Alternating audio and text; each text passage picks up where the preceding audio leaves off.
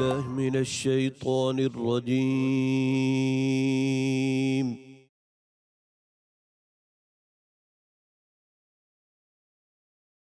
بسم الله الرحمن الرحيم.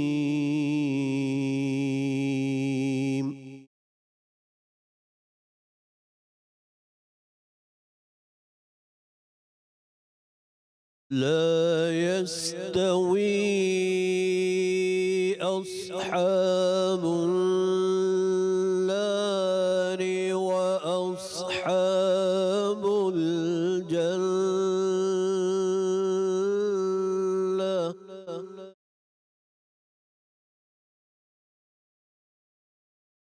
أصحاب الجنة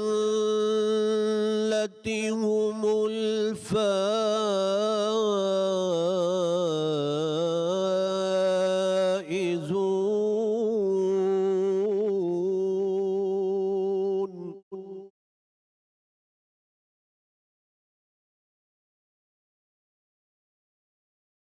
لو أنزلنا هذا القرآن على جبل لرأيته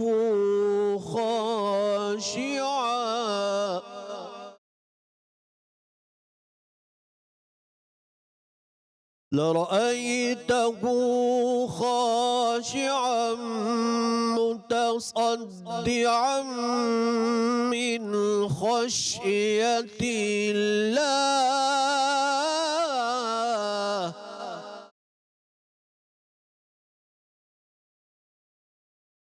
وتلك الأمثال نضربها للناس لعلهم يتفكرون.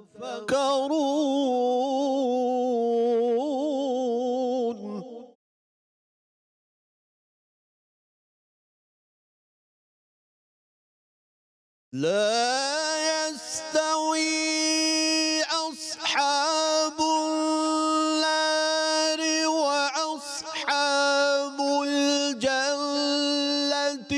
أصحاب الجنة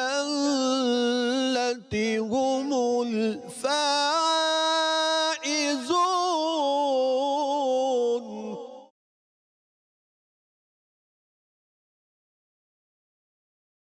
لو أنزلنا هذا القرآن على جبل لرأيته خاشعا متصدعا من خشية الله.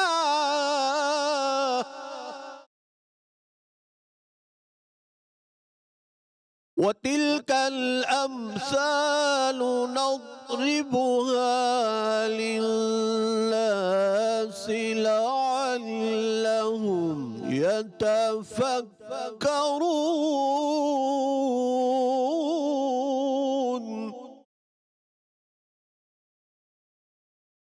والله الذي لا إله إلا هو عالم الغيب والشهادة هو الرحمن الرحيم.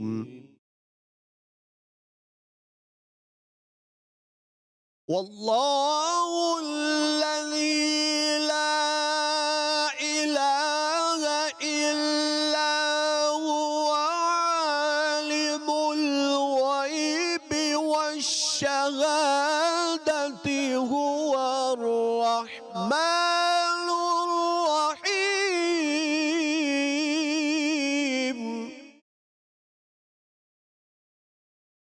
والله الذي لا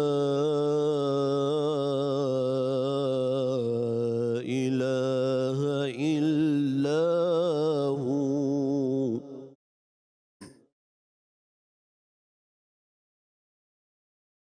الملك القدوس القدوس السلام المؤمن المهيمن العزيز الجبار المتكبر سبحان الله عما يشركون.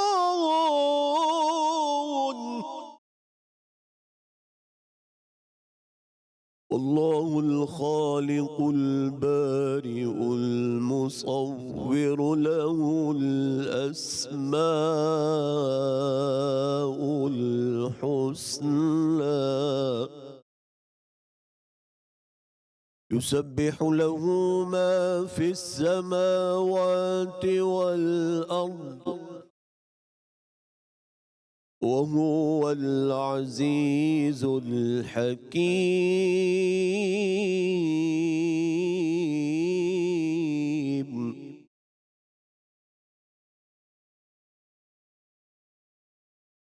بسم الله الرحمن الرحيم.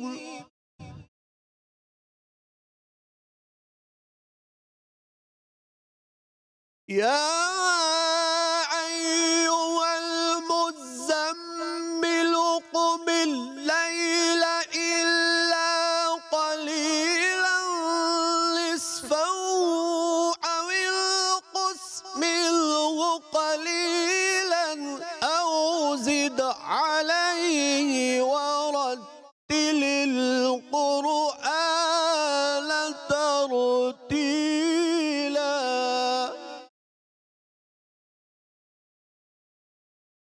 أو زد عليه ورتل القرآن ترتيلا. بسم الله الرحمن الرحيم.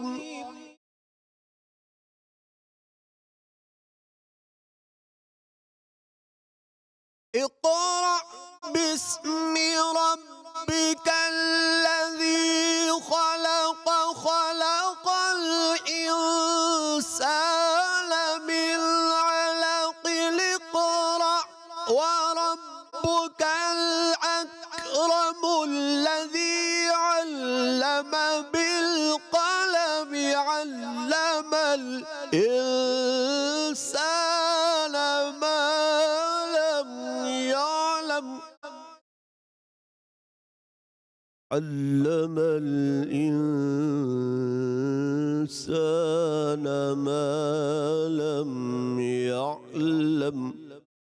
صدق الله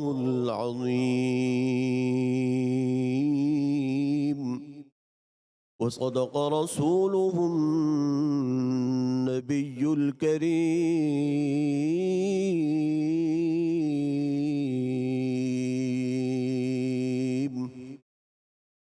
سبحان اللہ، ماشاء اللہ. جزاک اللہ. قاری محمد اقبال سعیدی ہمارے ساتھ موجود ہیں. تلاوت قرآن کریم سے ہماری ٹرانسمیشن کا آغاز کیا جی. پیام رمضان میں آپ کو خوش آمدید. میں ہوں ارملہ حسن. امید کرتے ہیں آپ بالکل ٹھیک ہوں گے. روزہ آپ کا بہترین گزر رہا ہوگا اور رمضان مبارک کا یہ دوسرا عشرہ بھی اپنے اختتام کی جانب ہے. اور رمضان مبارک کے مہینے کا جب بھی ہم ذکر کرتے ہیں صرف عبادت اور رحمت کا ذریعہ نہیں ہے، بلکہ اسلامی تاریخ کے اگر اہم واقعات کا ذکر کیا جائے اور سنہرے واقعات کا ذکر کیا جائے تو یہ اس کا بھی مہینہ ہے جنہوں نے امت مسلمہ کی تقدیر کو بدلا. انہی تاریخی لمحات میں سے دو قابل ذکر واقعات جن پہ آج ہم بات کرنے والے ہیں، یوم بدر اور یوم وصال ام المومنین حضرت عائشہ رضی اللہ عنہ. یوم بدر کے حوالے سے اگر ہم بات کریں گے، وہ دن ہے جب مسلمانوں کے ایک چھوٹے مگر ایماندار لشکر کے ساتھ کفار مکہ کے بڑے اور مضبوط لشکر کا مقابلہ کیا گیا اور اللہ تعالیٰ کی مدد ہو، نبی کریم صلی اللہ علیہ وآلہ وسلم کی دعا کے نتیجے میں یہ فتح حاصل ہوئی.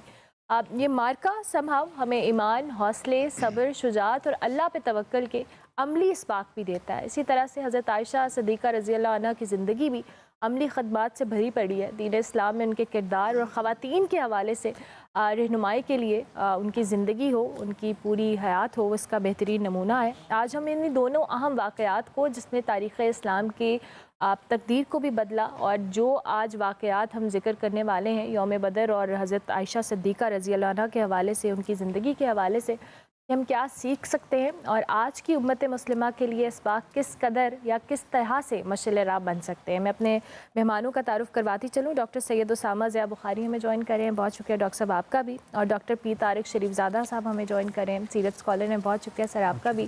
حافظ مرغوب حمدانی صاحب ہمارے ساتھ موجود ہیں، آپ کا بھی۔ ویسے میں ہمیشہ ٹرانسمیشن میں مہمان کہتی ہوں، بلکہ آپ لوگ ہماری ٹرانسمیشن کا حصہ ہیں، تو اس کے لیے میں معذرت خواہ ہوں۔ اور کچن کے اندر ہمارے ساتھ عائشہ ہے۔ عائشہ آپ کو بھی خوش آمدید، کیسی ہیں آپ؟ میں ٹھیک ہوں، آپ کیسی ہیں؟ بالکل ٹھیک، تھینک یو ویری مچ عائشہ، بہت شکریہ آپ کا بھی۔ اس سے پہلے کہ ہم دونوں موضوعات کی طرف جائیں، حافظ مرغوب حمدانی صاحب چونکہ ہمارے ساتھ موجود ہیں، وہ کلام سے آغاز کرتے ہیں ہماری ٹرانسمیشن کا۔ آویں گے اس نگر مائب کے یہ ٹھانیاں ہیں، جاویں گے اس نگر مائب کے یہ ٹھانیاں ہیں دن جہاں کے روشن راتاں سہانیاں ہیں دن جہاں کے روشن راتاں سہانیاں جا کر گلیاں جہاں کی سیدھی جنت کو جانیاں ہیں، گلیاں جہاں کی سیدھی جنت کو جانیاں ہیں، وہ کب کسے بلائیں کس کو حسن خبر ہے،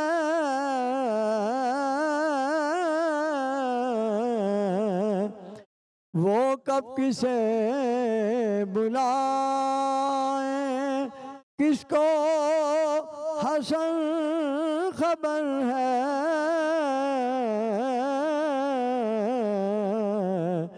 مشہور دو جہاں ماں ان کے ہی بلانیاں ہیں، مشہور دو جہاں ماں ان کی بلانیاں ہیں، جاویں گے اس نگر مائب کے یہ ٹھانیاں ہیں دن جہاں کے روشن راتاں سہانیاں ہیں۔ حافظ مرغوب حمدانی صاحب، اور اس سے پہلے کہ ہم موضوع کی طرف بھی آئیں، اور غزوہ بدر کے حوالے سے آج ہم بات کریں گے، اور ساتھ ساتھ میں نے جیسے پہلے بھی ذکر کیا کہ حضرت عائشہ صدیقہ رضی اللہ عنہ کے حوالے سے بات کریں گے۔ آغاز ڈاکٹر اسامہ سے کرتے ہیں۔ ڈاکٹر صاحب، دونوں بڑے اہم واقعات اور دونوں بہت اہم جو ٹاپک ہیں، میں چاہوں گی آغاز آپ غزوہ بدر کے کریں تاکہ ہم پھر اس کے اوپر دونوں پہ ڈیٹیل میں بات کر سکیں۔ بسم اللہ الرحمن الرحیم۔ یقیناً ہمیشہ کی طرح رمضان المبارک کی ایام کی مناسبت سے آج کا دن بھی بڑا اہم ہے، اور اس طرح رمضان ایک ایسا دن ہے جو مسلمانوں کی شان و شوکت کا دن ہے، اور خود رب العزت نے اسے قرآن کریم میں یوم الفرقان کے نام سے بیان فرمایا کہ حق و باطل کے درمیان واضح فرق کی جو لکیر کھینچی گئی اسے بدر کا دن کہتے ہیں۔ اور یہ وہ دن ہے جب میں سمجھتا ہوں کہ توکل اور ایمان نے طاقت اور اس کے علاوہ غرور کو شکست دی ہے، اور ایمان توکل جو تھا وہ کثرت و طاقت پہ غالب آ گیا۔ اور یہ وہ دن ہے جب اب حق تعالیٰ نے، اگر اسلامی تاریخ کی اگر بات کی جائے تو یہ حق و باطل کا وہ پہلا مارکہ ہے اسلامی تاریخ کا، جس میں مسلمانوں کو اور خود نبی کریم علیہ السلام کو اللہ رب العزت نے واضح فتح دی مسلمانوں کے دشمنوں کے اوپر۔ اور یہ وہ دن تھا، میں سمجھتا ہوں اس کے اسباب تو بڑے تفصیلی ہیں ہمارے پاس، کیونکہ آج وقت بھی کم ہے، دو عنوانات کو ہم نے لے کے چلنا ہے۔ اگر بات کی جائے تو یقیناً جب مسلمانوں نے ہجرت کی مدینہ منورہ کی جانب، اس کے بعد کفار کے مظالم بہت زیادہ بڑھ چکے تھے۔ تو کفار کے مظالم اس طرح کے تھے، انہوں نے مسلمان جو جاتے تھے واپس ان کو قید کر لیتے، ان کو ظلم و ستم کا نشانہ بناتے، ان کی جائیداد پہ قبضہ کر لیا گیا، جن کے رشتہ دار باقی مکہ میں موجود تھے ان کو ظلم و ستم کا نشانہ بناتے۔ تو مسلمانوں نے جو نبی کریم علیہ السلام کی قیادت میں جو اللہ کے رسول صلی اللہ علیہ وسلم کے حکم کے مطابق جو فیصلہ فرمایا تھا، یاد رکھیے اسلام کی ساری جنگیں جو ہیں نا، غزوات، یہ ڈیفینسیو ہیں، اوفینسیو نہیں ہے۔ غزوہ بدر بھی یہ پہلا واقعہ ایسا ہے پہلا غزوہ ایسا ہے جو ڈیفینسو ہے، اور خود میں سمجھتا ہوں کہ اس قدر یہ اہمیت کا حامل ہے کہ اللہ رب العزت نے واضح فتح جو دی ہے، خود قرآن میں فرمایا وَلَقَدْ نَصَرَكُمُ اللَّهُ بِبَدْرٍ، اللہ رب العزت نے فتح عطا کی ہے بدر کے دن۔ اب بدر کے دن کیا ہوا کہ جب قریش اور کفار نے مدینہ منورہ کے اوپر چڑھائی کا فیصلہ کر لیا، اور بدر کا مقام جو ہے 110 کلومیٹر مدینہ منورہ سے دور ہے، وہاں پر یہ فیصلہ کر لیا، وہاں پر جب مسلمانوں اور کفار کا آمنا سامنا ہوا تو مسلمانوں کی حالت یہ تھی کہ 313 صحابہ کرام جن کے پاس صرف 2 گھوڑے تھے، 70 اونٹ تھے، کسی کے پاس تلوار تھی تو کسی کے پاس نیزہ تھا، کسی کے پاس لکڑی کی چھڑی تھی، کسی کے پاس کھجور کی چھال تھی، اور صرف 2 زیرہ تھیں۔ کہا جائے تو میں سمجھتا ہوں کہ 2 گھوڑے بھی جو تھے وہ ایک مقداد کا گھوڑا تھا، ایک اور صحابی جو ہے ان کا گھوڑا تھا، اور خود نبی کریم علیہ السلام کے لیے جب گھوڑا مہیا کیا جاتا تو نبی کریم صلی اللہ علیہ وسلم نے فرمایا کہ میں تم سے زیادہ مضبوط ہوں، کیونکہ صحابہ نے باریاں بانٹی ہوئی تھی کہ کچھ سفر جو کریں گے پیدل کریں گے تو باری بانٹی تھی کہ ایک دفعہ آپ سوار ہوں گے، دوسری دفعہ اتنا سفر جو ہے اتنے کلومیٹرز کے بعد، اتنے میلز کے بعد آپ کو جو ہے سوار کیا جائے گا۔ تو نبی کریم صلی اللہ علیہ وسلم نے فرمایا میں تم سے زیادہ مضبوط ہوں۔ آپ نے دوسروں کے اوپر احسار کیا، اور پھر میں سمجھتا ہوں کہ جو توکل تھا اللہ پر، جو ایمان تھا، بھروسہ تھا، وہ کیسا عظیم بھروسہ تھا کہ جب آپ چلیں اللہ کے رسول صلی اللہ علیہ وسلم کی قیادت میں، آپ سپاہ سالار ہیں، دنیا نے یہ منظر دیکھا کہ اللہ کے رسول صلی اللہ علیہ وسلم نے مسجد نبوی میں امام کے طور پر حضرت عبداللہ ابن مکتوم جو کہ نبینہ ثابت ان کو چھوڑ دیا، اور حضرت ابو لبابہ کو مدینہ کا مقام جو تھا حکمران بنایا گیا، اور حضرت عثمان ذو النورین رضی اللہ تعالیٰ عنہ کیونکہ نبی کریم صلی اللہ علیہ وسلم کے صاحبزادی جو ہے ان کی طبیعت ناساز تھی، ان کی تیمارداری کے لیے چھوڑ دیے، باقی سارے صحابہ ساتھ لے کے چل پڑے۔ ایک ایک بندے کی جو ہے میں سمجھتا ہوں وہاں پہ ضرورت تھی، لیکن حضرت حذیفہ بن یمان رضی اللہ تعالیٰ ان کے والد یہ دونوں مکہ سے سفر کر کے آ رہے تھے، راستے میں کفار نے ان کو گرفتار کر لیا، اور انہوں نے کفار نے ان کو کہا کہ آپ اس قافلے میں شامل ہونے جا رہے ہیں جو حضرت رسول اللہ صلی اللہ علیہ وسلم لے کے آ رہے ہیں، اور تم ہمارے خلاف لڑو گے۔ انہوں نے کہا نہیں، ہم لڑیں گے نہیں، تم ہمیں آزاد کر دو۔ جب وہ آزاد کر دیا گیا، یہ حضرت حذیفہ بن یمان جب رسول اللہ صلی اللہ علیہ وسلم کی خدمت میں حاضر ہوئے، سارا واقعہ بیان کیا، اللہ کے رسول صلی اللہ علیہ وسلم نے فرمایا کہ نہیں، تم نے عہد کیا ہے اور تم نے اس عہد پہ رہائی پائی ہے، تم بھی واپس جاؤ۔ ان حالات میں بھی اللہ کے رسول نے ایفائے عہد کے جو ہے کہ میں سمجھتا ہوں کتنی اہمیت بیان کی۔ اور دوسری بات یہ ہے جب اللہ کے رسول نے دیکھیں پیچھے بھی جو ہے پورا نظم جو تھا قائم کیا، مسجد نبی کو بھی خالی نہیں چھوڑا، مدینہ کو بھی خالی نہیں چھوڑا، اور پھر جب خود میدان میں آئے کیا نظم و ضبط ہے کہ اللہ کے رسول صلی اللہ علیہ وسلم کا خیمہ جو ہے وہ نصب کیا گیا سب سے پہلے، اللہ کے رسول کی میں سمجھتا ہوں پروٹیکشن کی گئی، لیکن اللہ کے رسول صلی اللہ علیہ وسلم جو ہیں آپ سب سے آگے جنگ لڑنے والے، لیکن صحابہ کہہ رہے ہیں اللہ کے رسول ہم نے آپ کی حفاظت فرمانی ہے۔ اور میں سمجھتا ہوں کہ یہ حضرت ابوبکر صدیق رضی اللہ تعالیٰ عنہ کی خدمت میں اعزاز آیا کہ آپ صلی اللہ علیہ وسلم کا جو خیمہ جو تھا عریش جو نصب کیا گیا، اس کی چوکیداری کا یہ فریضہ آپ کے ذمہ لگایا گیا، اور یہ کتنی بڑی سعادت تھی۔ پھر صحابہ جو سب بندی ہو گئی، اور پھر آگے بڑھ کے دیکھیں 1000 کا لشکر جرار ہے، اور جن کے پاس پورا جنگی ساز و سامان ہے، ادھر کیا ہے صرف 2 گھوڑے ہیں، چند نیزے ہیں، اور کسی کے پاس زیرہ ہے تو کسی کے پاس تلوار ہے تو کسی کے پاس نیزہ ہے تو کسی پاس کھجور کی لکڑی ہے تو چھال ہے۔ اور اسی موقع پہ تو علامہ اقبال نے فرمایا تھا نا، کافر ہے تو شمشیر پہ کرتا ہے بھروسہ، مومن ہے تو بیت ایک بھی لڑتا ہے سپاہی۔ تو مومن جو تھے ایمان لے کر آئے تھے، اللہ پر توکل لے کر آئے تھے، اور پھر نبی کریم علیہ السلام نے پھر حالت کیا تھی، آج ہمیں اسوہ لینا ہے۔ آج پاکستان جن حالات سے گزر رہا ہے، پاکستان بھی رمضان میں اللہ نے عطا کیا ہے، اور قرآن بھی رمضان میں عطا کیا ہے، اور غزوہ بدر بھی جو ہے رمضان میں ہوا ہے۔ اللہ کے رسول نے وہاں پہ کیا اسوہ دکھایا؟ آج ہمیں غزوہ بدر کے جو اسباب ہیں، اسباق بھی ہیں، اس میں سے ہمیں سیکھنا ہے کہ اللہ کے رسول نے وہاں ہاتھ اٹھا لیے نبوت کے، اور اللہ سے دعا کرنا شروع کر دیا، اللہ یہ 313 میں لے کر آ گیا، اللہم ان تہلک حاضل اصحابہ فلا توبت فی الارض ابدا، اللہ تعالیٰ یہ میں 313 کل جمع پونجی لے کے آیا ہوں، اور مجھے ایک ایک زندہ چاہیے اس میں سے۔ اللہ کے رسول صلی اللہ علیہ وسلم یہ بھی فرماتے ہیں اللہ 313 ہیں، ان کو قبول کریں اور شہادت کے رتبے فائز کریں، نہیں ایک ایک کی حفاظت مانگی ہے، اور وہاں پہ اللہ سے دعا کی، اللہ اگر ان 313 میں سے ان کو کچھ ہوا تو یاد رکھ پھر دنیا میں تیری عبادت کرنے والا کوئی نہیں ہوگا، تیرا نام لینے والا کوئی نہیں ہوگا۔ کس قدر مان کے ساتھ دعائیں کی جا رہی تھیں، اور خود کیا منظر کھینچا محدثین نے اور میں سمجھ سیرت نگاروں نے کہ اللہ کے رسول صلی اللہ علیہ وسلم اس قدر جو تھے بےتاب تھے کہ آپ کبھی کھڑے ہو جاتے، کبھی آپ بیٹھ جاتے، کبھی سجدے میں آپ زارو قطار گڑ گڑاتے، اور کملی مبارک جو تھی آپ کی چادر مبارک گر جاتی۔ حضرت ابوبکر صدیق نے جب یہ منظر دیکھا، آپ نے وہ بدر کی ریت جھاڑ کر دوبارہ کندھوں میں ڈالی اور کہا ابشر یا رسول اللہ، اللہ کے رسول آپ کیوں پریشان ہوتے ہیں، اللہ کے جو وعدے ہیں آپ سے ضرور پورے ہوں گے۔ پھر اللہ کے رسول کو اونگ آئی، پھر اس کے بعد نبی کریم صلی اللہ علیہ وسلم باہر آئے، اور پھر وہاں پہ قرآن نے کہا استستغیثون ربکم فاستجاب لکم انی ممدکم بالف من الملائکۃ مردفین۔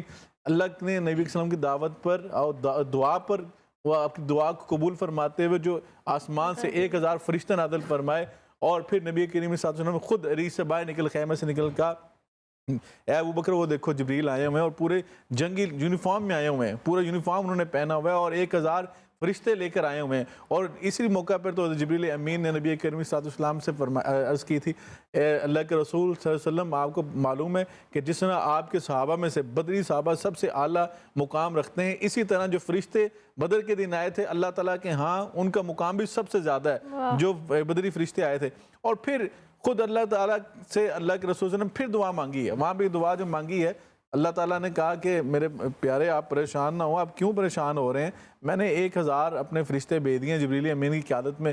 اللہ تعالیٰ کی حضور نبی کریم صلی اللہ علیہ وسلم نے پھر بھی کنڈا کھٹکھٹایا اور اس قدر کنڈا کھٹکھٹایا کہ اللہ تعالیٰ نے خود پھر فرمایا اِذْ یُوحِی رَبُّکَ إِلَى الْمَلَائِکَةِ أَنِّی مَعَکُمْ، اللہ تعالیٰ فرما رہے ہیں کہ پھر میں نے یہ اعلان کر دیا میرے حبیب آپ پریشان ہو، میں نے فرشتے بھی بھیج دیے، آپ نے بار بار دعا مانگی، اب میں اللہ خود اس جو ہے اس جنگ میں خود میں اللہ حاضر ہو رہا ہوں۔ اور میرا اللہ کیسے حاضر ہوا یہ میرے رب کو پتہ ہے، لیکن پھر وہ فتح کیسے ہوئی، پھر کتنے واقعات اس میں جو ہے اللہ کے رسول نے باہر نکل کہا قوموا الی ارض السماء الی الجنہ، آگے بڑھو جنت کی طرف، ارض السماوات والارض، جس کی جو ہے جس کا طول تو طول، اس کا عرض بھی دنیا اور زمین کے جو ہے آسمان کے درمیان جتنی مسافت ہے اس سے زیادہ ہے۔ تو حضرت عمیر بن حمام جو ہیں وہ کہتے ہیں بخ بخ یا رسول اللہ، بخ بخ یا رسول اللہ، اللہ کے رسول آپ نے کیا فرما دیا، اللہ کے رسول آپ نے کیا فرما دیا کہ ہم جو ہے جنت کی طرف بڑھ رہے ہیں۔ اللہ کے رسول نے فرمایا جی بالکل یہ قدم جنت کی طرف بڑھیں گے۔ تو پھر انہوں نے اپنے تھیلے سے کھجور نکالی اور کھجور کو مخاطب کر کے کہا کہ اگر یہ میں اب کھجور بھی کھاؤں گا نا تو انہا حیات طویلہ، یہ کھجور کھانے میں جتنا ٹائم ضائع ہوگا یہ طویل یہ مدت ہے کہ جنت اور میرے درمیان میں یہ طویل مدت ہو جائے گی، ہم جنت کی طرف جو ہے اس کے مشتاق بن کر آئیں، جنت کی طرف بڑھنے والے بن کر آئیں۔ تو یقیناً اتنے اسباق ہیں اس میں انشاءاللہ، ہم آگے بھی بات کرتے ہیں۔ میں چاہوں گی ڈاکٹر صاحب بھی اسی پہ ایڈ کریں، کیونکہ جو ڈاکٹر سامہ بات کر رہے ہیں ایسے بہت سارے معجزات ہیں، ایسے بہت سارے واقعات ہیں جو پڑھتے بھی ہیں تو رونگٹے کھڑے ہو جاتے ہیں۔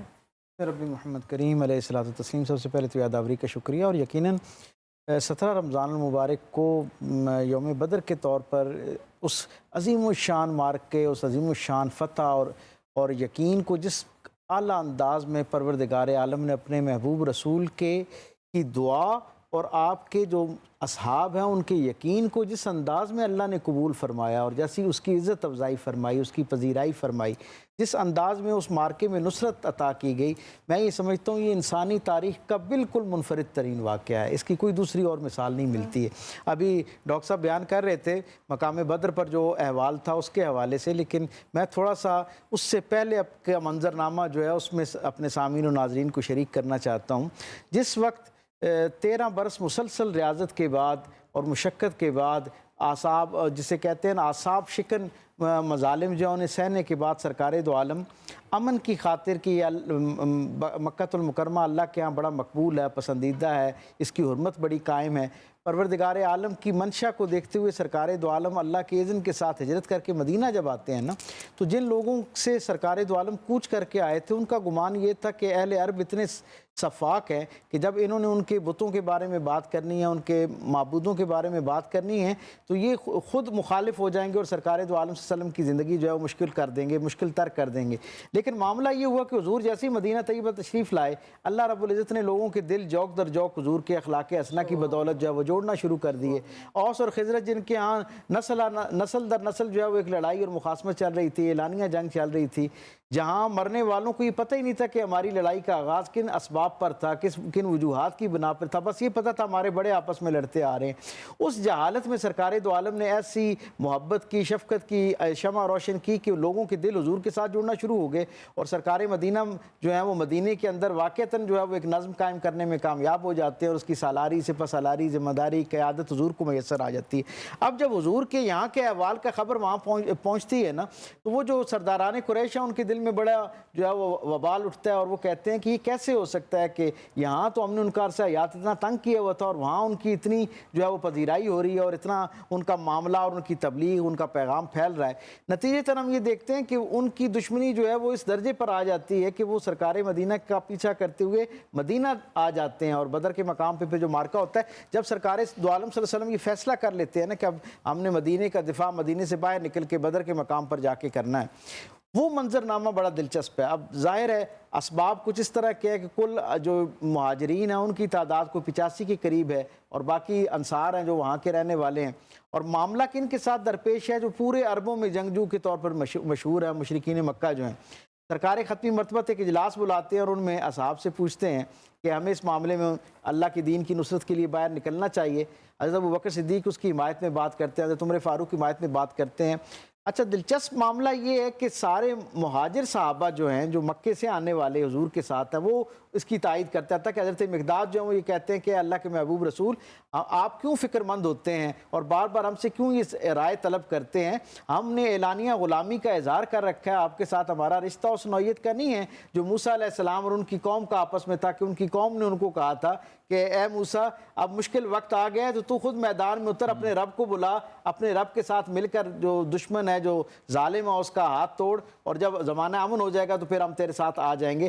انہوں نے کہا کہ یا رسول اللہ آپ کے ارشاد کے مطابق ہم آپ کی آواز ختم ہونے سے پہلے آپ کے ساتھ جڑے ہوئے ہوں گے. سرکار دو عالم نے یہ بات سنی, قدر اطمینان ہوا, لیکن پھر سرکار نے رائے طلب کی. اب جو انصاری صحابی تھے نا ان کے ذہن میں یہ خیال آیا کہ اس کا مطلب یہ ہے کہ حضور کا روح سخن ہماری طرف ہے, ہماری رائے طلب کرنا چاہتے ہیں. اب تاریخ یہ بتاتی ہے کہ جو اہل مکہ ہیں نا ان سمیت سارے عربوں کی اہل مدینہ کے بارے میں یہ رائے تھی کہ یہ نفیس طبیعت کے لوگ ہیں, یہ کاشتکاری کرنے والے لوگ ہیں, یہ نرم طبیعت کے لوگ ہیں, یہ شعر و ادب کہنے سے دلچسپی رکھنے والے لوگ ہیں. سو یہ شاید مرد میدان اس طرح کے نہ ہوں, لیکن اب کمال دیکھیں میرے کریم آقا کی صحبت نے ان کے اندر کیسی دینی حمیت اور غیرت پیدا کی کہ حضرت سعد بن عبادہ ان میں سے کھڑے ہوتے ہیں اور وہ کہتے ہیں یا رسول اللہ یہ تو بدر ہے نا, چند قدم کے فاصلے پر ہے, اگر آپ اپنا گھوڑا جو ہے وہ دریا اور ایک روایت کے مطابق سمندر کے اندر ڈالیں گے تو آپ پیچھے مڑ کے دیکھیں گے تو ہمارے گھوڑے جو ہیں وہ بھی سمندر کے اندر اتر چکے ہوں گے. اور آپ کیا خوبصورت بات آپ نے فرمائی کہ ہمیں اس سے کوئی فرق نہیں پڑتا, نہ اب ہم اس بات کو خاطر میں لاتے ہیں کہ موت ہم پر آ جائے یا ہم موت پر پل پڑیں, آپ کی نصرت, آپ کی مدد, آپ کے پیغام کے لیے ہم سب حاضر ہیں. شرح صدر ہوتی ہے, سرکار دو عالم اللہ کا شکر ادا کرتے ہیں اور تیاری کے لیے نکلنے کا آغاز ہوتا ہے. اب لوگ اپنے اپنے اسباب پیش کرنے, ذرا ان لوگوں کا جذبہ دیکھیں. بے شمار واقعات ہیں, بس ایک واقعہ آج کی ماؤں کے لیے خاص طور پر ان کی توجہ کے لیے کہ وہ تصور کریں کہ جب اللہ کی نصرت اترتی ہے نا فرشتوں کی شکل میں اور اللہ کی اپنی یعنی دلجوئی کی شکل میں, آپ تصور کریں اس کے پیچھے اخلاص کا مقام کیا ہوتا ہے. ایک خاتون آگے, سب لوگ اپنا اپنا مال اسباب پیش کر رہے تھے, کوئی اولادیں پیش کر رہا ہے, کوئی مال پیش کر رہا ہے, کوئی اسباب پیش کر رہا ہے. میرے کریم آقا صلی اللہ علیہ وسلم کے پاس اسی بھیڑ میں ایک خاتون آتی ہے اور کہتی ہے اللہ کے محبوب رسول نہ میرے پاس مال ہے نہ اسباب ہے, میں ایک بیوہ عورت ہوں اور میرے کل ملک جو ہے نا وہ ایک 6 ماہ کا شیرخوار بچہ ہے, آپ اس کو جنگ میں اپنے ساتھ لے جائیں. میرے کریم آقا صلی اللہ علیہ وسلم فرماتے ہیں تمہارا جذبہ اللہ کے ہاں قبول ہو گیا, تمہیں اس پر مبارکباد, اللہ کی طرف سے بشارت. لیکن مجھے یہ بتاؤ کہ 6 ماہ کا بچہ ایسے جنگ و جدل کے ماحول میں کیا جو ہے وہ اپنا کام دکھا سکے گا, یہ کس کام آ سکے گا. وہ خاتون اس کی آنکھوں سے آنسو جاری ہو جاتے ہیں اور وہ کہتی ہے اے اللہ کے محبوب رسول میں جنگجوؤں کی اولاد ہوں, میرا باپ, میرا شوہر, میرا بھائی سب مرد میدان تھے, میں جنگ کی جو مشقتیں ان سے واقف ہوں. مجھے اندازہ ہے کہ یہ جنگ میں ظاہری طور پر لڑنے کے لیے کام نہیں آ سکتا, لیکن یہ آپ کی طرف آنے والے تیر کو روکنے کے لیے ڈھال کا کام تو کر سکتا ہے نا. میری یہ خواہش اور دعا ہے کہ جب آپ پر دشمن تیر تانے نا اور وہ تیر آپ کی طرف سفر کرنا شروع ہو تو میرا یہ بیٹا ڈھال کے طور پر اللہ کے ہاں قبول کر لیا جائے, تاکہ کل قیامت کے دن جب اللہ بدر اور اصحاب بدر کے ساتھ ان کے خانوادوں کو اکٹھا کرے تو میں ایمان اور فخر کے ساتھ ایک شہید کی والدہ کے طور پر جو ہے وہ اللہ کی بارگاہ میں پیش ہو سکوں. سرکار دو عالم صلی اللہ علیہ وسلم ان کے ساتھ محبت کا اظہار کرتے ہیں, ان کی دلجوئی فرماتے ہیں, ان کے لیے انہیں دعائیں دیتے ہیں, اور پھر اسی منظر نامے کے اندر کیا دیکھتے ہیں کہ 2 بھائی آ جاتے ہیں. سرکار دو عالم نے خاص عمر کا ایک متعین کیا کہ اس سے بڑی عمر کے جو بچے ہیں نوجوان ہیں وہ میدان کے اندر آئیں. بچوں کو گویا سرکار دو عالم نے منع فرما دیا کہ نہ اس میں شریک ہوں. اب 2 بھائی تھے, ان میں سے ایک بھائی کی عمر جو ہے نا وہ اس قابل تھی کہ وہ جنگ میں حصہ لے سکتے تھے, دوسرا بھائی ذرا چھوٹا تھا. جب میں حضور کے قریب آنے لگے نا تو چھوٹے بھائی نے اپنی خواہش کا اظہار کیا کہ یا رسول اللہ میں نے بھی آپ کے ساتھ جانا ہے جنگ کے اندر. بڑے نے بھی کہا, حضور نے کہا تم کم سے نو, وہ تم سے بہتر ہے, یعنی عمر میں بھی طاقت میں بھی اس کے حوالے سے. اب وہ چھوٹا بھائی کیا کہتا ہے, ذرا جذبہ اس سے دیکھیں. چھوٹا بھائی کہتا ہے میدان میں تو طاقت اور شجاعت سے فیصلہ ہونا ہے نا, تو ہم دونوں آپس میں کشتی کر کے دیکھتے ہیں, اگر میں اس پر سبقت لے جاؤں تو مجھے اجازت دے دیجیے گا, ورنہ اگر میں نہ سبقت لے جا سکوں تو اسے لے جائیے گا. میدان سجتا ہے, وہ دونوں آپس میں پنجہ آزمائی کرتے ہیں, اور بھائی اپنے بڑے بھائی کے کان میں کہتا ہے کہ اگر آج میں یہاں تم نے مجھے شکست دے دی نا تو یہ شکست میرے لیے دائمی ہو جائے گی, یہ روگ ہمیشہ کے لیے میری زندگی میں ایک داغ بن کے رہ جائے گا کہ جب اللہ کے رسول کے دین کو اس کی ضرورت تھی اس وقت میں اپنی کم سنی کی وجہ سے, کم طاقت کی وجہ سے اور تم سے ہارنے کی وجہ سے اس عظیم الشان سعادت سے محروم رہ گیا. وہ دونوں آپس میں لڑتے, اور حضور دیکھ رہے تھے, ظاہرہ حضور خود مرد میدان تھے, جانتے تھے اس کی نزاکت کو.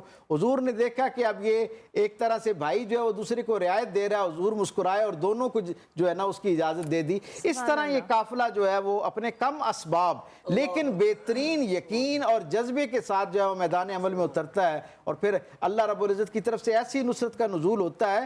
سرکار دو عالم کو جب اللہ تسلی عطا فرماتا ہے نا تو معاملہ کیا ہے, حضور کو اللہ رب العزت کہتا ہے میرے محبوب آسمان کی طرف دیکھیے, آج آسمان کے سارے مقرب فرشتوں نے بھی وہ لباس پہن رکھا ہے جو آپ کے اصحاب بدر نے پہن رکھا ہے, اور نصرت کے لیے آنے والے جو تھے نا فرشتے, ان کا لباس بھی اصحاب بدر جیسا اللہ تعالیٰ نے ان کو پہنا کے دنیا کے اندر بھیجا. تو یہ حضور سے محبت کرنے والوں کی اللہ کی نگاہ میں قدر و منزلت ہے کہ اللہ نے اس شان کے ساتھ ان کی عزت افزائی فرمائی. کیا بات ہے, بہت خوبصورت. ایسے واقعات, ایسے معجزات ہمارے اسکالرز ہمیں بتا رہے ہیں. مجھے ایک بریک لینی ہے, ہم بریک کے بعد واپس آتے ہیں. آپ دیکھتے رہیے پیام رمضان.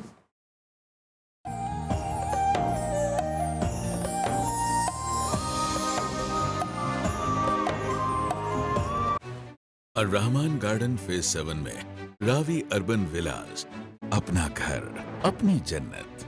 0304 111191, a project of Al-Rehman developers.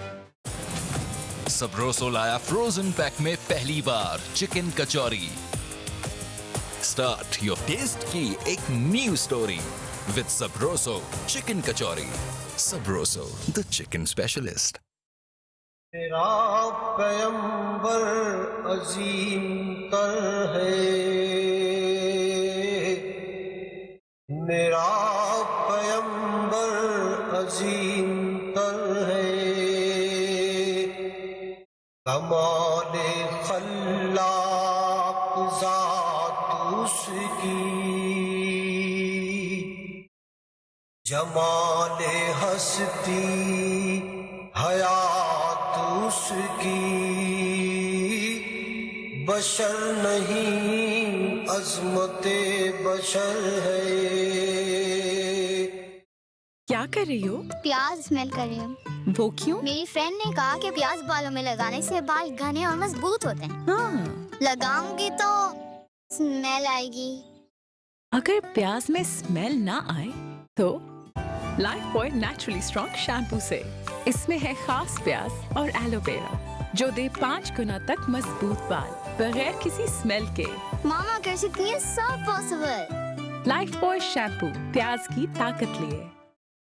Rahman garden phase 7 میں راوی اربن ولاز, اپنا گھر اپنی جنت. 3.5 اور 5 مرلہ کے خوبصورت ماڈرن ڈبل سٹوری ولاز. 35,000 روپے ماہانہ قسط میں تیار گھر حاصل کریں.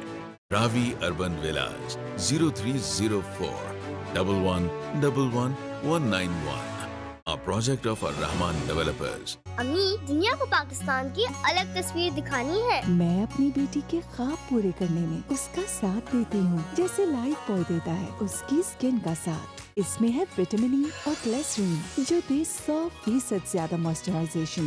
امی, میری پاکستان کی تصویر جیت گئی.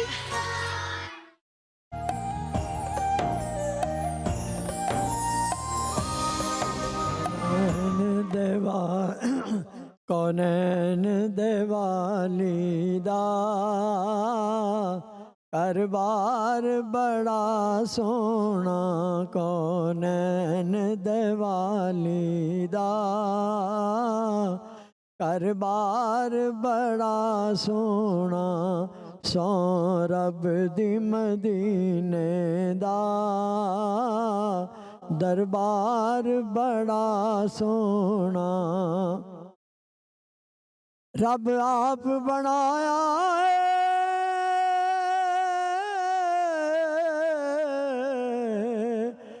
دلدار بڑا سونا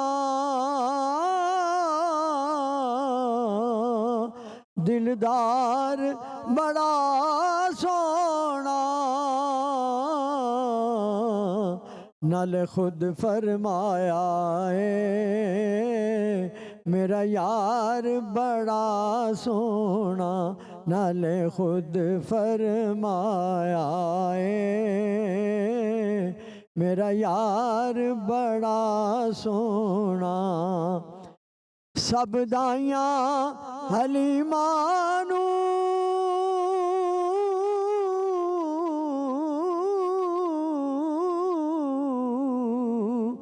حیرت نال پوچھ دیا سن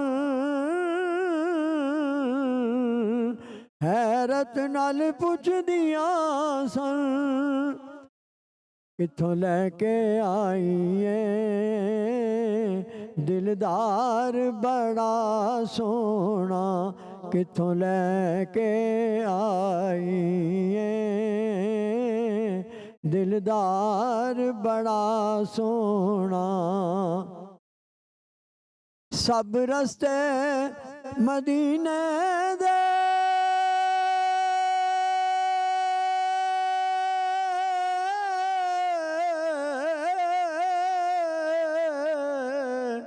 سانو جان تو ود پیارے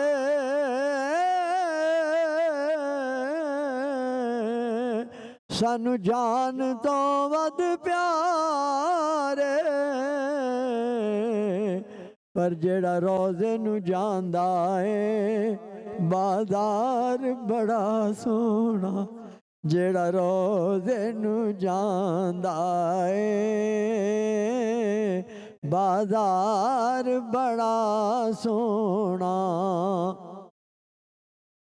صدیق عمر عثمان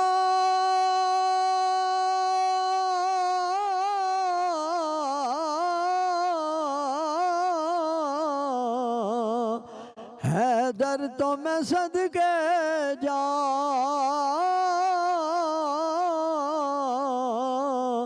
حیدر تو میں صدقے جا صدیق عمر عثمان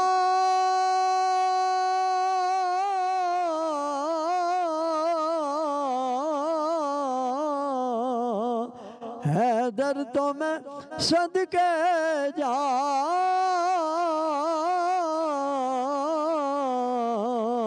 حیدر تو میں صدقے جا میرے کملی والے دا ہر یار بڑا سونا میرے کملی والے دا ہر یار بڑا سونا کونین دے والی دا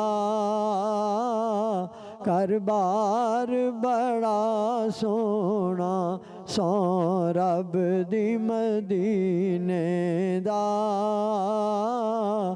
دربار بڑا سونا سبحان اللہ۔ پیام رمضان میں آپ کو ایک بار پھر سے خوش آمدید۔ حافظ مرغوب حمدانی صاحب ہمارے ساتھ موجود ہیں۔ ہمارے پاس وقت کم ہے، میں چاہوں گی ہم اپنے دونوں اسکالر سے کوئکلی غزوہ بدر کے حوالے سے ڈاکٹر سامہ اس کے بعد کے حالات، چونکہ ان معجزات کو، ان اسباق کو تو ذکر کر رہے ہیں، مسلمانوں کے لیے بعد میں جو حالات ہوئے وہ کتنے سازگار تھے، آسانی ہوئی یا جو چیزیں واضح ہوئیں بہت زیادہ؟ یقیناً میں سمجھتا ہوں کہ جس طرح رب تعالیٰ نے مسلمانوں کو شان و شوکت عطا کی ہے، وہ یوم الفرقان کے نام پہ قرآن نے اس طرح واضح طور پہ بیان کر دیا کہ حق و باطل کا یہ پہلا اسلامی تاریخ کا واقعہ تھا۔ اس میں عجیب شان و شوکت یہ ملی کہ کفار کے جتنے بڑے جو سردار تھے، کیونکہ کفار کی طرف سے جو عمر بن ہشام جو ہمارے ہاں ابو جہل کے نام سے مشہور ہے، وہ لیڈ کر رہا تھا، اور مسلمانوں کو امام الانبیاء جناب محمد کریم صلی اللہ علیہ وسلم لیڈ کر رہے تھے۔ میں اکثر کہا کرتا ہوں کہ وہ شیطان کے اکسانے پہ آ رہے تھے، یہ رحمان کے فرمانے پہ آ رہے تھے، اور جب یہ مارکہ جب ہوا تو پھر دنیا نے دیکھا کہ عتبہ، شیبہ، ولید ان کے مقابلے میں مبارزت کے طور پر حضرت حمزہ رضی اللہ تعالیٰ عنہ، جناب سیدنا حیدر کرار رضی اللہ تعالیٰ عنہ اور جناب ابو عبیدہ رضی اللہ تعالیٰ عنہ، یہ تینوں اترے، انہوں نے ان کو جہنم واصل کیا. اور پھر عمرو بن حشام کا جب معاملہ آیا تو جس طرح ڈاکٹر صاحب اپنی گفتگو میں فرمائے تھے بچوں کی بات، وہ معاذ اور معوذ رضوان اللہ تعالیٰ علیہم اجمعین جو صحابہ ہمارے سارے تھے، حضرت عبد الرحمن ابن عوف خود یہ واقعہ بیان کرتے ہیں. وہ کہتے ہیں کہ جب میں لائنیں بن گئی نا، جب جنگ شروع ہونے لگی تو میں نے دیکھا اپنے دائیں طرف، جس طرح جنگ میں تیاری کرتا ہے کہ میرا دایاں پہلو بایاں پہلو کتنا مضبوط ہے، میں کیسی تیاری کروں. کہتے میں نے دائیں دیکھا تو میرے دائیں طرف بھی ایک بچہ کھڑا، بائیں طرف دیکھا وہ بھی ایک بچہ کھڑا تھا. کہتا بھی یہ میں سوچ رہا تھا تو ابھی دائیں والے نے میری انگلی کھینچی اور کہا اے امّے حل تعرف ابا جہل، اے چچا جان کہ آپ ابو جہل کو جانتے ہیں؟ نا میں جانتا ہوں، بالکل جانتا ہوں. تمہیں اس سے کیا کام ہے؟ کہتا ہے کہ میں نے سنا ہے اپنے بڑوں سے کہ وہ رسول اللہ صلی اللہ علیہ وسلم کو برا بھلا کہتا ہے، اگر آج میں نے اسے دیکھ لیا یا تو وہ جہنم میں جائے گا اور میں مدینے نہیں جاؤں گا، دونوں میں سے ایک کام ہوگا. کہتا ابھی یہ دل میں سوچ رہا تھا، بائیں والے نے میری انگلی کھینچی، اس نے بھی یہ بات کی.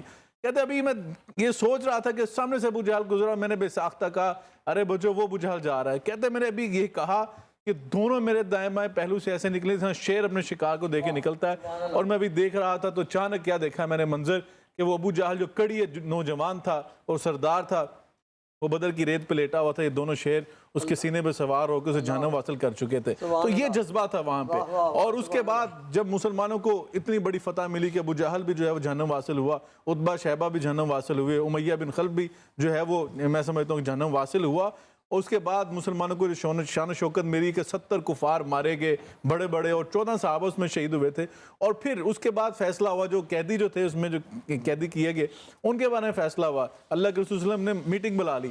حضرت عمر فاروق رضی اللہ تعالیٰ وہ بڑے جذبہ رکھنے والے صحابی تھے، بڑے جری تھے. تو انہوں نے کہا کہ اللہ کے رسول صلی اللہ علیہ وسلم، کیونکہ منظر ایسا تھا کہ ایک طرف باپ تو دوسری طرف بیٹا تھا، ایک طرف ماموں تھا دوسری طرف بھانجا تھا، ایک طرف چچا تھا دوسری طرف بھتیجا تھا، یہ منظر تھا.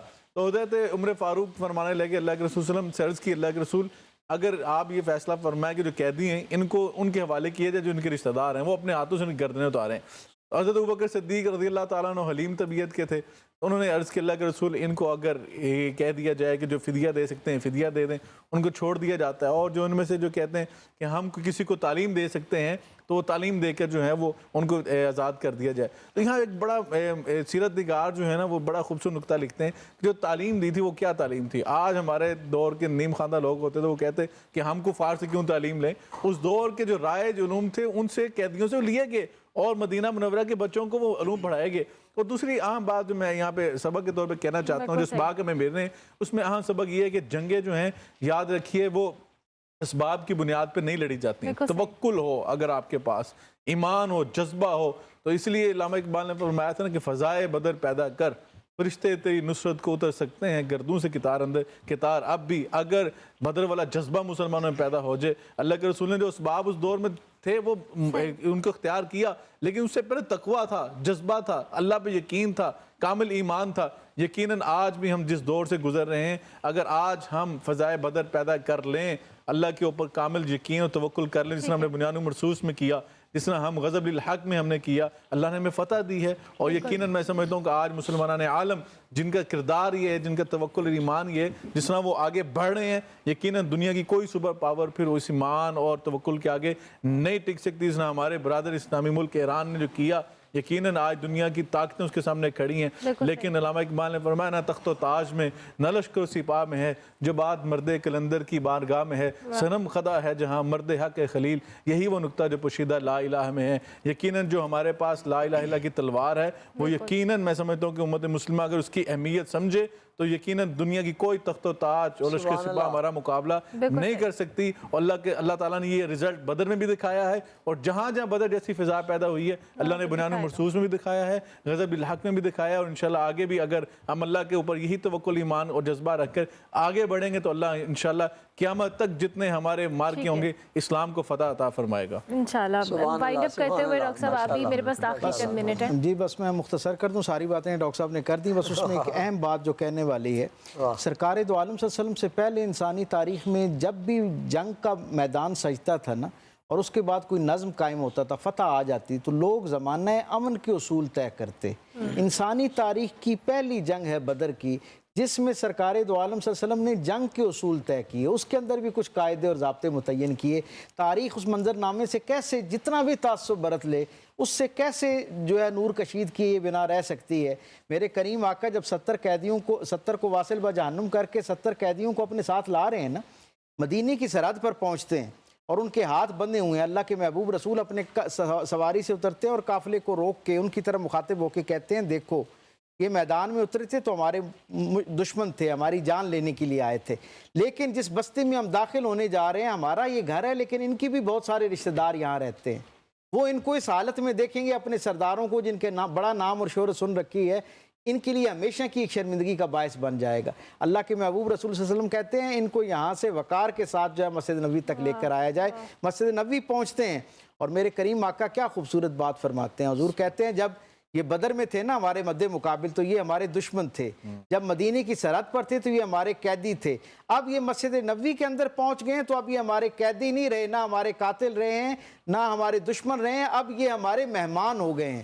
اب ان کے ساتھ وہ سلوک کرنا ہے جو مہمان کے ساتھ سلوک کیا جاتا ہے. اور پھر تاریخ نے دیکھا کہ اصحاب رسول ان قیدیوں کے ساتھ کیسا معاملہ فرما رہے ہیں. تصور کیجئے کہ اس زمانے میں جو کی روٹی یا جنس ہوا کرتی تھی وہ زیادہ قیمتی چیز ہوتی تھی اور کھجور عام تھی کیونکہ مدینے کا اپنا پروڈکٹ تھا، وہاں پیدا ہوتی تھی.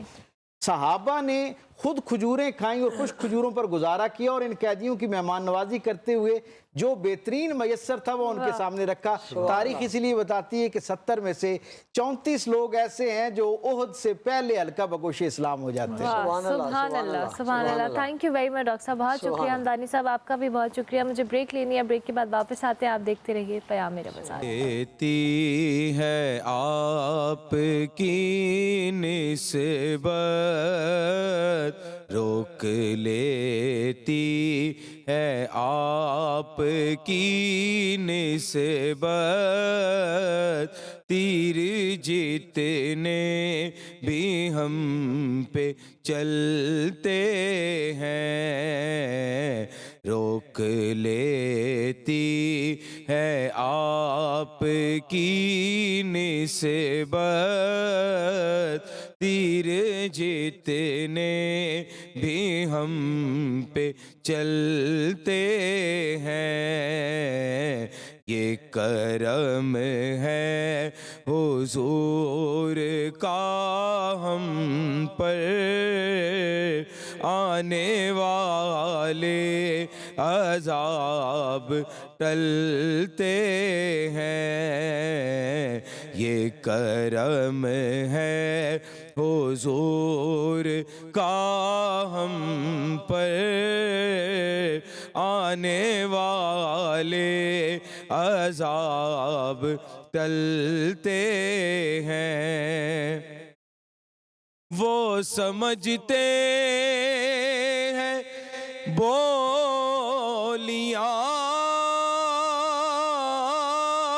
سب کی وہی بھرتے ہیں جھولیاں سب کی وہ سمجھتے ہیں بولیاں سب کی وہی بھرتے ہیں جھولیاں سب کی آؤ بازار مصطفیٰ کو چلیں آؤ بازار مصطفیٰ کو چلیں کھوٹے سکے وہیں پہ چلتے ہیں آؤ بازار مصطفیٰ کو چلیں کھوٹے سکے وہیں پہ چلتے ہیں اور اپنی اوقات صرف اتنی ہے کچھ نہیں بات صرف اتنی ہے اپنی اوقات صرف اتنی ہے، کچھ نہیں بات صرف اتنی ہے، کل بھی ٹکڑوں پہ ان کے پلتے تھے، کل بھی ٹکڑوں پہ ان کے پلتے تھے، ابھی ٹکڑوں پہ ان کے پلتے ہیں، یہ کرم ہے حضور کا ہم پر، آنے والے عذاب ٹلتے ہیں، اب کوئی کیا ہمیں گرائے گا، ہر سہارا گلے لگائے گا، اب کوئی کیا ہمیں گرائے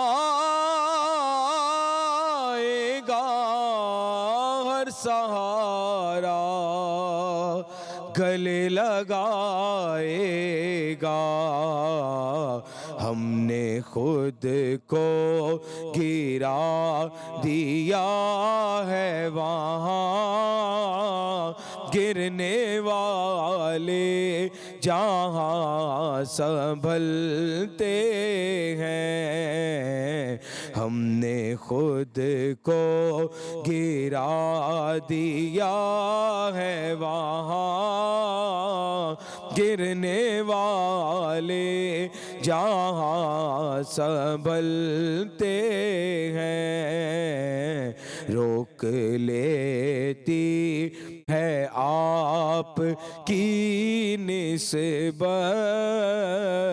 تیر جتنے بھی ہم پہ چلتے ہیں، یہ کرم ہے حضور کا ہم پر، آنے والے عذاب ٹلتے ہیں۔ سبحان اللہ۔ وصاف ہمدانی ہمارے ساتھ موجود ہیں جی، اور ہمدانی صاحب کے صاحبزادے ہیں، آپ کو ہم بہت خوش آمدید کہیں گے۔ پیام رمضان میں آپ کو ایک بار پھر سے خوش آمدید۔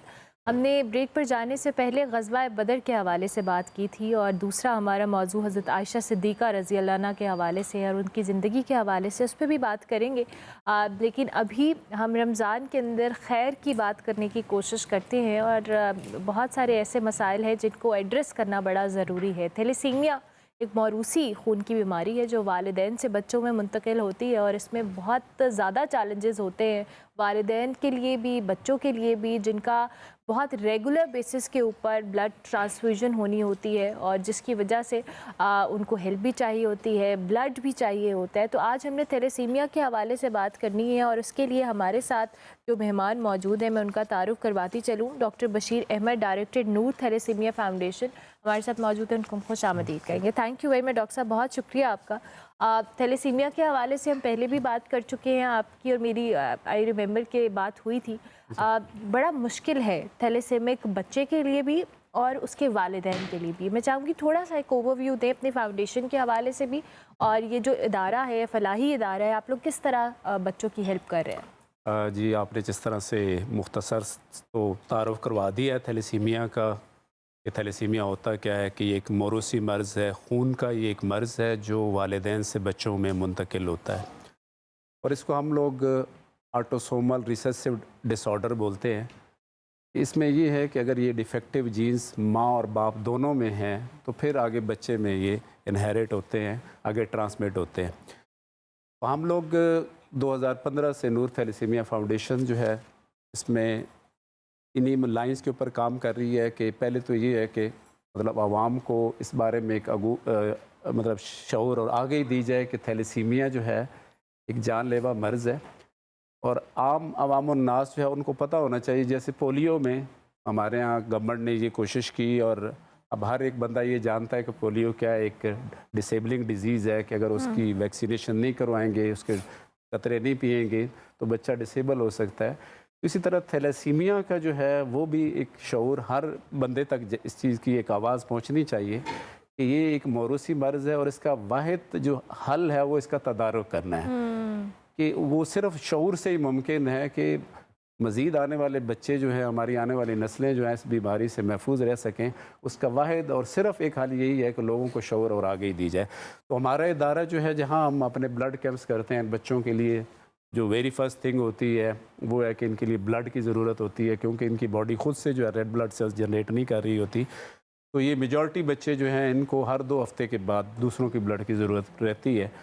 اور ہمارے جو ہے ہمارا ادارہ اس میں پھر مختلف یونیورسٹیز اور کالجز جو ہے میجورٹی ہمارا جو سورس ہوتا ہے وہ بلڈ کا ان بچوں کے لیے وہ اسٹوڈنٹس ہوتے ہیں. تو لیکن جیسے گرمی کی چھٹیاں ہوتی ہیں, یہ جیسے آج کل رمضان کا مہینہ چل رہا ہے, تو ماہ مقدس میں بھی ہمیں یہ ایک بہت بڑا چیلنج درپیش ہوتا ہے کہ ان بچوں کے لیے بلڈ جو ہے وہ اکٹھا کرنا, کیونکہ ان کو تو آٹومیٹکلی یہ ایک مسلسل پروسیس ہے کہ ہر 2 ہفتوں کے بعد ان کو بلڈ کی ضرورت پڑنی ہے. تو وہ پھر ہم اپنے ینگسٹرز کے, جیسے اب آپ کے پروگرام کے توسط سے میں اپنے ینگسٹرز کو یہ اپیل کروں گا کہ وہ ہمارے سینٹر میں تشریف لائیں اور ہمارا سینٹر راؤنڈ دا کلاک کھلا ہے. افطاری کے بعد آ کے بلڈ ان بچوں کے لیے ضرور ڈونیٹ کریں کیونکہ آج کل ہمارے یہاں ان بچوں کے لیے بلڈ کی بہت شارٹیج ہے. تو دوسرا یہ ہے کہ مطلب ہم لوگوں نے یہ اپنی آواز صاحب اقتدار حلقوں تک پہنچانے کی کوشش کی ہے اور الحمدللہ میں یہ اب کامیابی اس میں ہوئی ہے کہ گورنمنٹ کی طرف سے ایک لیجسلیشن ہو گئی ہے اس کے بارے میں کہ شادی سے پہلے جو ہے جس لڑکے کی شادی ہونے جا رہی ہے اس کا جو ہے وہ تھیلیسیمیا کا ٹیسٹ ہونا چاہیے. بالکل صحیح. اور ہم لوگ اس میں یہی اب کوشش کر رہے ہیں کہ لیجسلیشن تو یہ ہے تو اس کی اب پراپر امپلیمنٹیشن ہو. اس میں ہمیں میڈیا کی ضرورت ہے کہ یہ ہماری آواز جو ہے ہر بندے تک پہنچے. اور دوسرا یہ ہے کہ کیونکہ ایک عام بندے کو اس چیز کا پتہ ہونا چاہیے کہ ایک تشویشناک فگر جو ہمیں گورنمنٹ کی طرف سے موصول ہوا ہے, اس وقت پاکستان میں 1.5 کروڑ لوگ جو ہیں وہ تھیلیسیمیا کے کیریئر ہیں. 1.5 crore which is very a big number, alarming number. ایسے لڑکے اور لڑکیوں کی اگر آپس میں شادیاں ہوتی رہیں گی تو ہر سال جو ہے 5 سے 6 ہزار بچے جو ہے اس ڈیزیز کے ساتھ وہ ایڈ ہوتے رہیں گے. تو جو آلریڈی مختلف این جی اوز کے ساتھ 1.5 لاکھ, جس طرح ہمارے نور تھیلیسیمیا فاؤنڈیشن میں 716 بچے جو ہے اس ڈیزیز کے وہ رجسٹرڈ ہیں. تو یہ ہمارے لیے ان بچوں کے لیے وہ بلڈ کا ارینج کرنا پھر نیکسٹ ٹو امپاسبل ہو جائے گا. ابھی بھی ایک بڑا ہیکٹک کام ہوتا ہے, بڑا ایک مسلسل جدوجہد والا کام ہوتا ہے. تو کیونکہ ہمارے ہاں ینگسٹرز بلڈ تو ڈونیٹ کرتے ہیں لیکن جتنا دوسرے ملکوں میں اس کی ریشو ہے وہ ہمارے ہاں بھی بہت کم ہے. تو ہم لوگ یہ ایک کوشش کرتے ہیں کہ جو ہے نا کہ اس کا تدارک کیا جائے اور جو بچے اس ڈیزیز میں اب مبتلا ہیں ان کو ہم بیسٹ پاسبل جتنا ٹریٹمنٹ ہو سکتا ہے وہ دیں. اور سب سے ضروری چیز ان کے لیے بلڈ ہے. اور دوسرا پھر یہ ہے کہ ان بچوں کو جب بار بار دوسروں کا بلڈ لگتا ہے تو ان کے خون کے اندر جو ہے آئرن کا ارتکاز ہوتا چلا جاتا ہے. جی, ان میں جو ہے وہ آئرن کی جیسے مقدار زیادہ ہوتی چلی جاتی ہے تو وہ اللہ معاف کرے جو ہے وہ لائف تھریٹنگ ہو سکتی ہے. کسی بھی آرگن میں یہ ایکسیسو آئرن چلا جائے تو یہ بچوں کے لیے جان لیوا ثابت ہو سکتا ہے. اس کے لیے ان بچوں کو ہم آئرن چلیشن میڈیسنز دیتے ہیں کہ وہ ایکسیسو آئرن کی باڈی سے چلا جائے. تو وہ 20 سے 25 ہزار جو ہے ایک بچے کا ہمیں وہ اس کا خرچ ہوا آتا ہے. وہ الحمدللہ 716 بچوں کے لیے یہ بھی میڈیسن بھی ہمارا ادارہ 2015 سے فری میں الحمدللہ پرووائڈ کر رہے ہیں. اور پھر یہ ان کے جتنے لیب ٹیسٹ ریکوائرڈ ہوتے ہیں کیونکہ کمپلیکیشنز کے اوپر بھی ہم نے نظر رکھنی ہوتی ہے. ٹھیک ہے کہ ان کے لیور میں یا کڈنیز میں یا کوئی اور ہارٹ سے کوئی ایسی جو ہے نا وہ کوئی کمپلیکیشنز نہ ہوں تو بھی الحمدللہ سارے جو ہے وہ اخراجات ہمارا ادارہ بہت اچھا آپ لوگ کام کر رہے ہیں. بٹ وہی بات ہے کہ جتنے لوگ اس خیر کے کام میں شامل ہوں اتنا ہی اچھا ہے بیکاز ہر بچے کے لیے بلڈ کو میک شور کرنا, اس کی فراہمی کو میک شور کرنا ایک بہت چیلنجنگ کام ہے. اس پہ بھی ہم بات کریں گے اور بھی چونکہ ڈاکٹر اسامہ ہمارے ساتھ موجود ہے. ڈاکٹر صاحب, حضرت عائشہ صدیقہ رضی اللہ عنہ کے حوالے سے ہم بات کر رہے تھے. ان کی شخصیت, ان کی جو نمائندگی ہے یا ان کی جو خواتین کے حوالے سے ان کی زندگی میں جو رہنمائی موجود ہے, میں چاہوں گی اس پہ آپ روشنی ڈالیں.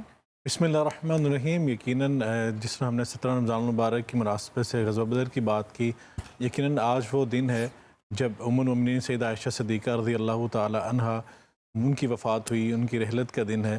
اور یقیناً آپ کی سیرت سے اور آپ کی زندگی سے خواتین ہی نہیں بلکہ میں سمجھتا ہوں کہ پوری امت مسلمہ کے لیے ان کی زندگی سے بہت سارے اسباق ہمارے لیے ملتے ہیں. آپ کی شخصیت کی فضائل کی بات کی جائے تو یقیناً ان کے فضائل ایسے میں سمجھتا ہوں کہ کمالات کے حامل ہیں کہ ان کی شان میں اللہ رب العزت نے قرآن کریم میں 18 آیات نازل فرمائی ہیں، اور اسی طرح جو تیمم کی جو آیات قرآن پاک میں نازل ہوئی ہیں وہ بھی آپ کی برکت سے ہمیں ملی ہیں۔ جب آپ کا ہار گما تھا اس کی نسبت سے ہی ہمیں وہ تیمم کی آیات بھی ملیں۔ دوسری بات یہ کہ خود حضرت عائشہ صدیقہ رضی اللہ تعالیٰ عنہ اپنی زبان سے فرماتی ہیں کہ مجھے اللہ تعالیٰ نے 9 الگ ایسی خصوصیات عطا کی ہیں جو دیگر ازواج النبی امہات المومنین کو عطا نہیں کی تھیں۔ ان میں سے جو انہوں نے اپنی خود بیان کی، ان میں سے تو ایک انہوں نے خود یہ بیان کی کہ میرا رشتہ جو ہے، میرا تعلق نبی پاک صلی اللہ علیہ وسلم کے ساتھ خود اللہ تعالیٰ نے آسمانوں پہ طے کیا، اور خصوصاً انہوں نے فرمایا کہ 3 راتیں حضرت جبریل امین میری تصویر لے کے نبی کریم صلی اللہ علیہ وسلم کی خدمت میں حاضر ہوتے رہے۔ اور اسی طرح انہوں نے فرمایا کہ جب نبی کریم علیہ السلام کے ساتھ میرا نکاح ہوا تو تمام ازواج نبی میں جتنی امہات المومنین ان میں سے آپ کنواری تھیں، اور اس کے علاوہ جب نبی کریم علیہ السلام نے رحلت فرمائی، وصال فرمایا، تو آپ کا سر مبارک حضرت عائشہ صدیقہ کی گود میں تھا، اور اسی طرح آپ کا حجرہ ہی نبی کریم علیہ السلام کا روضہ شریف بننے کی جو اس کو سعادت حاصل ہوئی۔ اور حضرت عائشہ صدیقہ رضی اللہ تعالیٰ عنہا یقیناً اگر کسی شخصیت کی بات کی جائے تو ہم اس کی بایوگرافی کی جو بات کرتے ہیں اس کے نسب کی بات کرتے ہیں۔ اگر نسب کی بات کی جائے تو آپ نبی کریم علیہ السلام کے صدیق، آپ کے میں سمجھتا ہوں کہ رفیق، سفر و حضر کے آپ کے رفیق جناب سیدنا صدیق اکبر رضی اللہ تعالیٰ عنہ کی صاحبزادی ہیں۔ اور اسی طرح اگر آپ کی تعلیم کی بات کی جائے تو ان کے لیے شرف یہ تھا کہ انہوں نے تعلیم جو حاصل کی وہ نبی کریم علیہ السلام کے میں سمجھتا ہوں کہ نبوت کی یونیورسٹی تھی، وہاں سے انہوں نے تعلیم حاصل کی، اور کم سنی میں جو آپ کا نکاح ہے، اور اس طرح اس کے میں سمجھتا ہوں کہ جو اصل حکمتیں تھیں وہ حکمت یہی ہے جو آپ نے اپنے سوال میں بیان کی ہے۔ امام زہری فرماتے ہیں کہ اگر اس دور کے تمام علماء کے علم ایک طرف کر لیا جائے، جناب سیدہ عائشہ صدیقہ کا علم اکیلی کے ایک طرف کر لیا جائے، وہ وزنی تھا، اور یقیناً آپ نے اکیلی، آپ کا حافظہ اس قدر تیز تھا کہ آپ نے اکیلی شخصیت نے 2210 احادیث نبی کریم علیہ السلام کی روایت فرمائی ہیں، اس قدر آپ کا حافظہ جو تیز تھا۔ اور اگر بات کی جائے آپ کے علم کے حوالے سے تو آپ کا علم جو تھا، قرآن کی تفسیر کی بات ہو، نبی کریم علیہ السلام کی حدیث کی بھی آپ نے بات سنی کہ 2210 روایت آپ نے خود بیان فرمائی ہیں، حدیث کا علم ہو، اسی طرح فقہ کا علم ہو، اسی طرح ادب کا علم ہو، شاعری کا علم ہو، اسی طرح نسب کا علم ہو، یعنی کہ اس دور میں تاریخ اور لوگوں کے جو تھے میں سمجھتا ہوں شجرہ جو تھا اس طرح ان کو اتنا زبانی یاد ہوتا تھا، اس سے زیادہ کسی کو یاد نہیں تھا۔ اور اسی کے ساتھ ساتھ اگر بات کریں طب کا علم جو تھا، میڈیکل کا جو علم تھا، وہ حضرت عائشہ صدیقہ رضی اللہ تعالیٰ عنہ کے پاس تھا، اور لوگ آپ سے آ کے مسائل پوچھا کرتے، بڑے بڑے صحابہ کرام خود جو ہے حضرت ابو موسیٰ اشعری رضی اللہ تعالیٰ عنہ بیان کرتے ہیں کہ جب ہمیں کسی حدیث کی سمجھ نہیں آتی تھی ہم حضرت عائشہ صدیقہ کے دروازے پر آ جاتے، ان سے آ کے پوچھتے، وہ ہمیں مسائل میں ہماری آگاہی فرماتی۔ اور کہا جائے اگر خواتین کے علم کی بات کی جائے، خواتین کے مسائل کے اوپر بات کی جائے تو یہ اس میں بالکل بے جانا ہوگا کہ 70% جو خواتین کے مسائل کے حوالے سے جو رہنمائی ہے وہ حضرت عائشہ صدیقہ، کیونکہ ہر وقت رسول اللہ صلی اللہ علیہ وسلم کے ساتھ تھیں، آپ کے گھر میں تھیں، تو اللہ کے رسول سے ڈائریکٹ مسائل پوچھ لیا کرتی، اور پھر بڑے صحابہ خلفاء راشدین بہت سارے مسائل میں آپ سے مشورہ کیا کرتے، آپ سے رائے لیا کرتے۔ اور جب حج کا موقع ہوتا تو دیگر جو علاقوں سے، دیگر ممالک سے جو صحابہ یا اس دور کے اہل علم تشریف لاتے تو حضرت عائشہ صدیقہ کی خدمت میں حاضر ہوتے، ان مسائل کے حوالے سے رہنمائی لیتے۔ تو اس سے ثابت ہوتا ہے کہ اسلام میں خواتین کو کس قدر اہمیت اور مقام دیا گیا کہ بڑے بڑے صحابہ جو بڑے بڑے مسائل کے بارے سے جب انہیں کوئی مسئلہ درکار ہوتا تھا وہ حضرت عائشہ سے آ کے رائے لیا کرتے، اس پہ عمل کیا کرتے۔ تو اسلام نے کس قدر خواتین کو آزادی دی ہے، اور یقیناً میں سمجھتا ہوں کہ حضرت عائشہ صدیقہ رضی اللہ تعالیٰ عنہ کے جو فضائل ہیں اس میں یہ بڑا اہم میں سمجھتا ہوں کہ ایک واقعہ جو واقعہ عفق جس کا ہم بار بار بیان بھی کرتے ہیں کہ جب بدباطن لوگوں نے اس وقت، اللہ تعالیٰ نے قرآن پاک میں 3 گواہیوں کی بات کی ہے، حضرت یوسف علیہ السلام کی گواہی کی بات کی ہے، اسی طرح حضرت مریم علیہ السلام کی گواہی کی بات کی ہے، اور حضرت عائشہ کی گواہی کی بات کی ہے۔ جب اس دور کے بدباطن لوگوں نے حضرت عائشہ صدیقہ رضی اللہ تعالیٰ عنہ پر تہمت لگانے کی بات کی، آپ کی شخصیت پہ بات کی، تو نبی کریم صلی اللہ علیہ وسلم نے اس حوالے سے جب صحابہ سے پوچھا اور انویسٹیگیشن کی تو حضرت عائشہ صدیقہ رضی اللہ تعالیٰ عنہ سے بات نہیں کی، اللہ کے رسول صلی اللہ علیہ وسلم نے بالکل کوئی بات نہیں کی، حتیٰ کہ نوبت یہاں تک آ کے اللہ کے رسول گھر کے دروازے پہ تشریف لاتے، گھر پہ آتے تو حضرت عائشہ سے بات نہ کرتے، تو حضرت عائشہ سے یہ بات جو تھی وہ برداشت نہیں ہو رہی تھی۔ تو آپ کی تکلیف کا عالم یہ تھا کہ آپ جو نبی پاک صلی اللہ علیہ وسلم جو بہت زیادہ دلجوئی فرمایا کرتے، ان کے ساتھ اکثر دوڑ لگایا کرتے، ان کو جو ہے ان کے ساتھ دلجوئی کیا کرتے، لیکن آپ نوبت یہاں تک تھی کہ اللہ کے رسول سے بات نہیں کر رہے. تو یقیناً ایک انسان جو ہے وہ کس قدر اس چیز کو فیل کرتا ہے جب پارٹنر جو ہے آپ کا وہ جو آپ کے ساتھ محبت اور جو ہے یگانگت اور فریفتی کا عالم یہ ہو کہ آپ کے ساتھ بہت زیادہ دلجوئی ہو، تو اچانک ایک معاملہ ایسا ہو کہ بات بھی نہ ہو رہی ہو اور آپ کی شخصیت کے حوالے سے کوئی ایسی بات بھی ہو رہی ہو. تو عائشہ صدیقہ جو تھیں وہ نبی پاک صلی اللہ علیہ وسلم کے گھر چھوڑ کے اپنے والدین کے گھر چلے گئیں اور وہاں پہ جا کے انہوں نے تنہائی کا جو ہے دامن تھام لیا اور اکیلے بیٹھ کے تنہائی میں ہزاروں قطار روتی، اللہ کی بارگاہ میں گڑ گڑاتی، یا اللہ تو ہی میرا جو ہے کوئی حل میرا جو ہے پیش فرمائے. اب کیا ہوا کہ اللہ کے رسول صلی اللہ علیہ وسلم ایک دن حضرت عائشہ صدیقہ رضی اللہ عنہ کا پتہ کرنے کے لیے حضرت ابوبکر گھر تشریف لائے، دروازے پہ دستک ہوئی، اندر آئے تو آ کے اللہ کے رسول صلی اللہ علیہ وسلم نے جب حضرت عائشہ کو دیکھا، حضرت عائشہ جو تھیں وہ غم کی حالت میں بستر پر لگ چکی تھیں، رو رہی تھیں، ان کے آنسو خشک ہو چکے تھے. تو اللہ کے رسول صلی اللہ علیہ وسلم نے حضرت عائشہ سے فرمایا کہ حضرت عائشہ سے کہ عائشہ اگر تم سے کوئی غلطی سرزد ہوگی ہو تو اللہ سے معافی مانگ لو. اتنا کہنا تھا کہ حضرت عائشہ رضی اللہ تعالیٰ عنہ کہتی ہیں کہ میرے آنسو خشک ہو چکے تھے، اس کے بعد میری غم کی کیفیت اور بڑھ گئی کہ اللہ کے رسول صلی اللہ علیہ وسلم میری بات کی یقین کیوں نہیں کر رہے. تو اس وقت حضرت عائشہ نے نبی کریم علیہ السلام سے بات ایک عرض کی کہ میں اب وہی بات کہوں گی، مجھے غم کے مارے نا ان سے ان کے منہ پہ حضرت یعقوب علیہ السلام کا نام، جو حضرت یوسف علیہ السلام کے بابا ان کا نام نہیں آیا. کہتی ہیں کہ میں اب وہی بات کروں گی حضرت یوسف علیہ السلام کے بابا نے فرمائی تھی کہ میرا اللہ ہی جو ہے میرے لیے کوئی رستہ نکالے گا. ابھی یہ بات کر رہی تھیں کہ خود کہتی ہیں، خود روایت کرتی ہیں کہ نبی کریم علیہ السلام وہیں تشریف فرما تھے کہ آپ کے چہرہ انور پر، آپ کے پیشانی مبارک پر پسینے کے قطرے جو تھے یہ موتیوں کی طرح چمکنے لگی، کیونکہ یہ وہی کی نشانی تھی.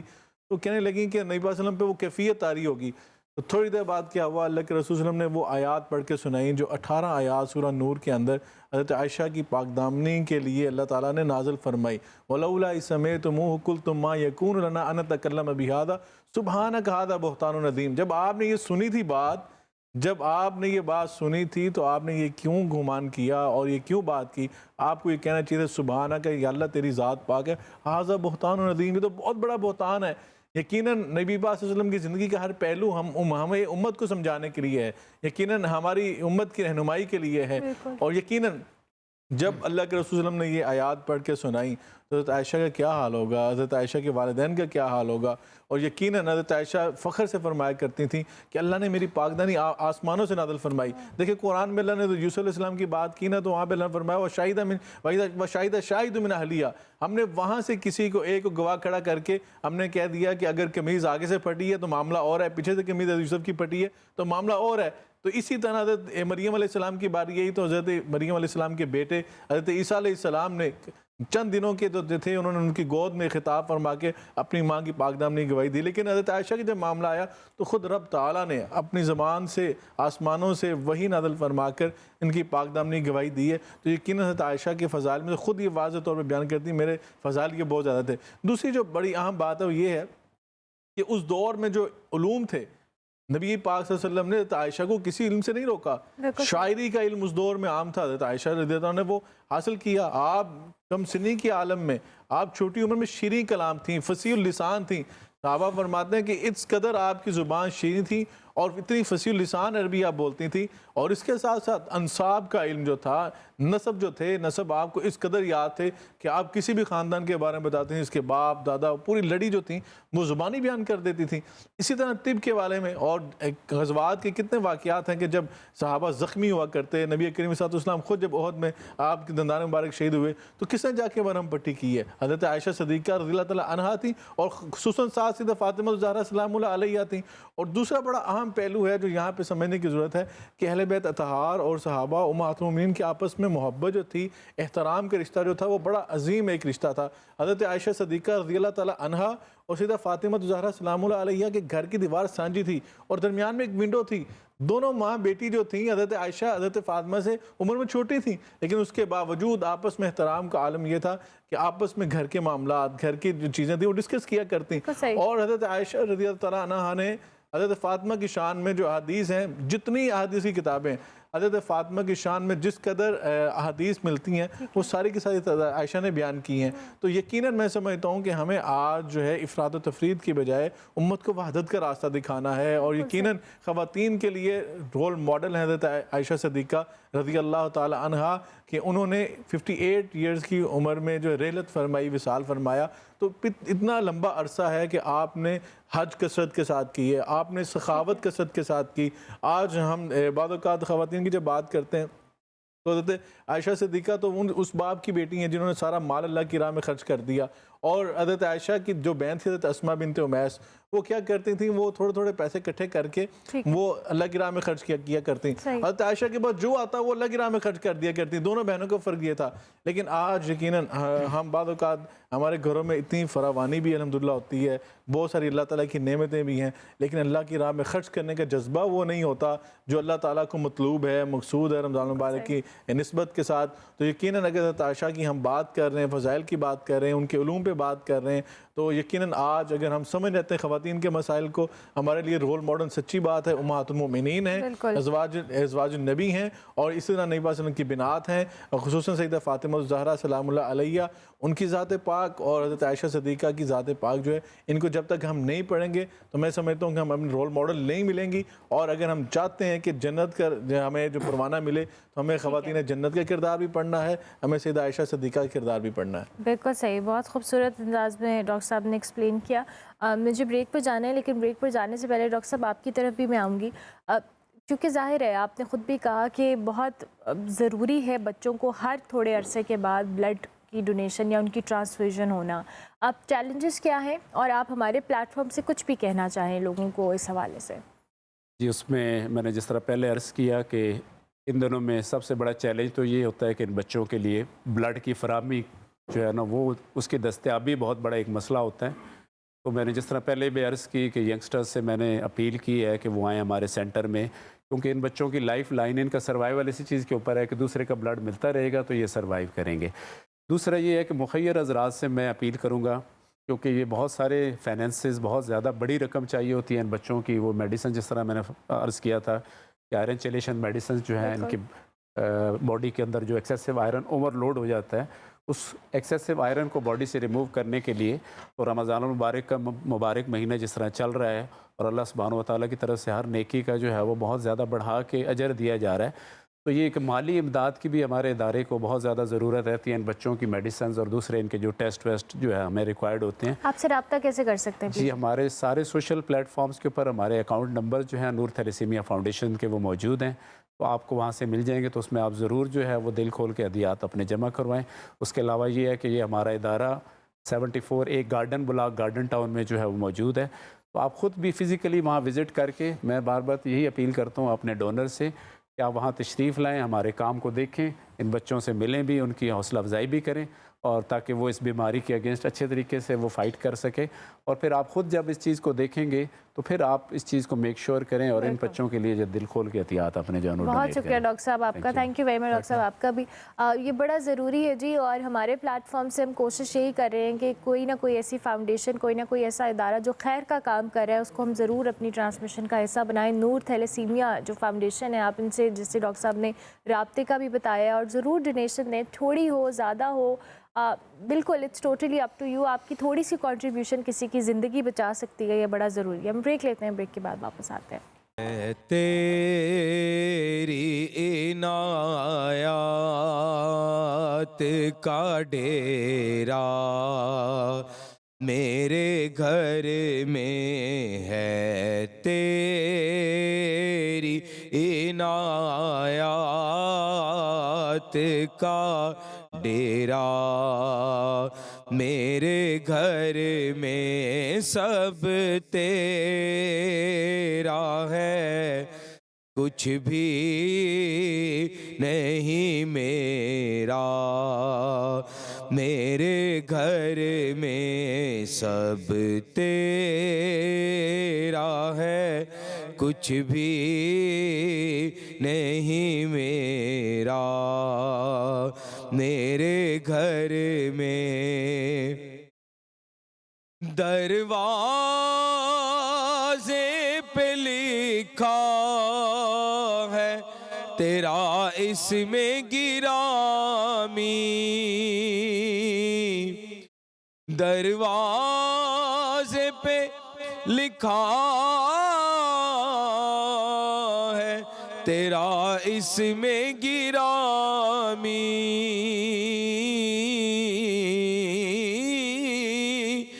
دروازے پہ لکھا ہے تیرا اس میں گرامی آتا نہیں بھولے سے اندھیرا میرے گھر میں آتا نہیں بھولے سے اندھیرا میرے گھر میں مدت سے میرے دل میں ہے ارمان زیارت مدت سے میرے دل میں ہے ارمان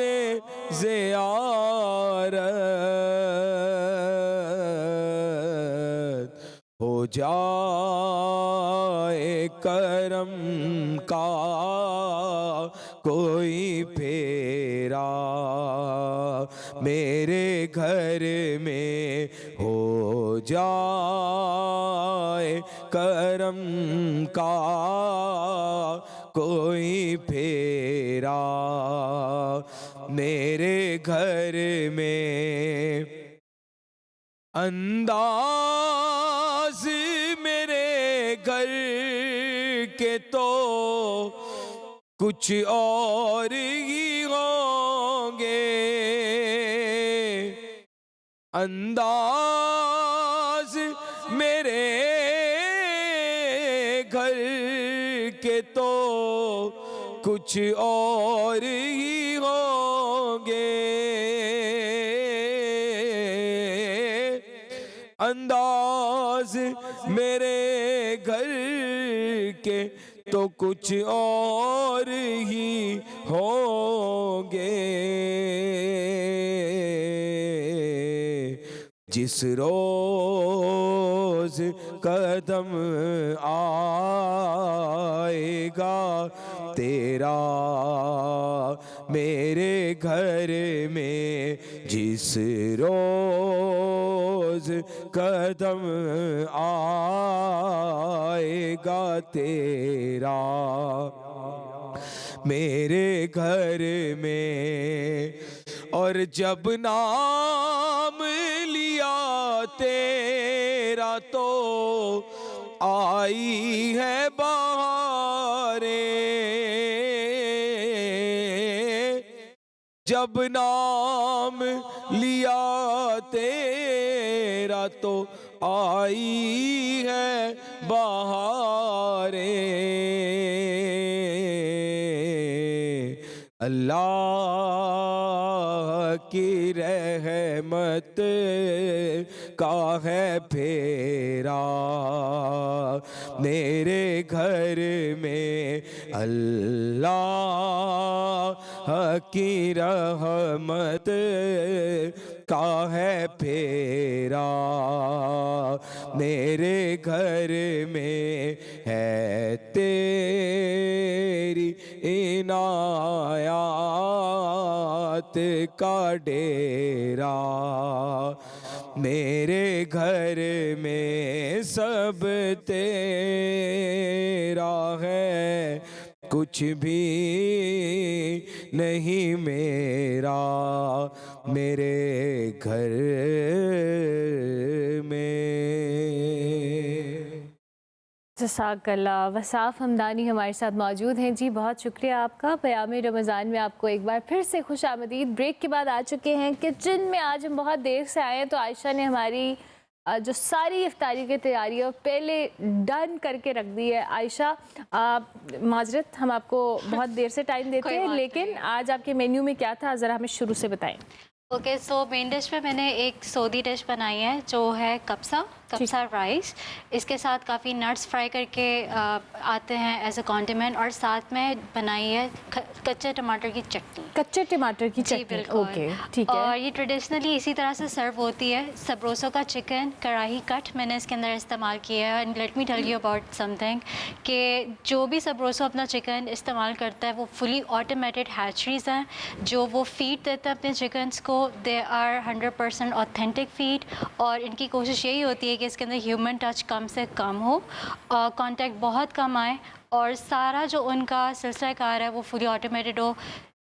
साथ में फीड भी इनकी चिकन की बिल्कुल सही हो, कोई इस तरह की फीड ना हो जो केमिकली प्रोड्यूस्ड जो आजकल मोस्टली हमें देखने को मिलता है। बिल्कुल सही। सिमिलरली एपेटाइज़र के अंदर मैंने बनाया है माश की दाल के दही भल्ले, जो कि ऑथेंटिक रेसिपी है। ये मेरी अम्मी की रेसिपी है जो मैंने आज बनाई है, और इसके अंदर इस्तेमाल किया है हमदर्द का चाट मसाला, बिकॉज इस तरह की रेसिपी इसमें चाट मसाला ना हो तो मज़ा ही नहीं आता। चाट मसाला तो बिल्कुल एक ज़रूरी चीज़ है, चाहे वो किसी भी तरह की चाट हो, और ये दही भल्ले और आपकी अम्मी की रेसिपी है तो आई एम श्योर कि ये बहुत ज़बरदस्त होने वाली है। सो हमदर्द रेसिपी मिक्सेस की सबसे ज़बरदस्त बात यह है कि एक तो ये MSG फ्री हैं। जो भी आप देखोगे इसका मसाला वो बिल्कुल पाउडर फॉर्म में नहीं आपको मिलेगा, बल्कि वो थोड़ा सा चंकी होगा कि you can actually see and tell कि इसके अंदर उन्होंने कौन कौन से मसाला डाला होगा। ठीक है। और ड्रिंक के अंदर आज थोड़ा सा ट्विस्ट के साथ है। वी ऑल नो दलगोना बहुत अरसे से ट्रेंडिंग था, तो आज मैंने रूह अफ़ज़ा के साथ दलगोना मिल्क बनाया है, which is very nostalgic. Rooh Afza is a house hold name. Ramzan के अंदर स्पेशली अम्मी, आई रिमेंबर कि शी इज़ ऑलवेज पोरिंग दूध और जामी शीरी या दूध और सोडा। तो this is another take on this recipe. It's a herbal drink. Pakistan में हर घर में ये पिया जाता है रूह अफ़ज़ा। आप न्यू रेसिपीज़ के साथ इसको ट्राई करें, आपको बहुत अच्छा लगेगा। ज़बरदस्त। सिमिलरली अगर हम बात करें गर्मी की, गर्मी बढ़ती जा रही है तो इसके लिए बॉडी के इलेक्ट्रोलाइट्स कंप्लीट होने बहुत ज़रूरी हैं। I would suggest and advice कि आप रिवाइव बाय गैटोरेड ज़रूर इस्तेमाल करें। It comes in 1 litre packing of lemon and lychee flavour. हाँ, लेमन एंड लाइची फ्लेवर ये अवेलेबल है जी। उसके साथ साथ हमें ज़रा अपनी अम्मी की रेसिपी दो कि आई नो कि सीक्रेट कुछ होगा इसके अंदर, बट स्टिल हमें ज़रा बताएं आयशा क्या है। I believe in pass it on. Oh lovely. चले फिर तो अच्छा। सो माश की जो धुली हुई दाल होती है उसको आपने सोक करना है, और उसको क्यूमिन सीड्स, सॉल्ट, टर्मरिक के साथ आपने अच्छे से इसको ब्लेंड कर देना है। अगर आपको थोड़ी जल्दी, वैसे तो इसको फर्मेंट किया जाता है फ्रिज में फॉर अबाउट 12 to 24 आवर्स। अगर आपके पास टाइम नहीं है तो इसके अंदर ½ टीस्पून बेकिंग सोडा ऐड कर लें ताकि वो बेहतर तरीके से फूले। बट आपने इसको विस्क बहुत करना है। जितना विस्क करेंगे उतना जो है भले फूल कर आएंगे। गर्म तेल के अंदर इसको फ्राई करेंगे, लेकिन तेल बहुत गर्म नहीं होना चाहिए वरना भले अंदर से कच्चे रह जाते हैं। ओके ओके, ठीक हो गया। चलें जी, आयशा ने हमारी इफ्तारी तैयार कर दी है बिल्कुल, अब बहुत ज़बरदस्त है। आपको कल बताएंगे हमें कैसी लगी। Thank you very much Ayesha, बहुत शुक्रिया कि आप इतनी अच्छी रेसिपीज़ हमारे साथ शेयर करती है जी। भाई ट्रांसमिशन का वक्त ख़त्म हो गया।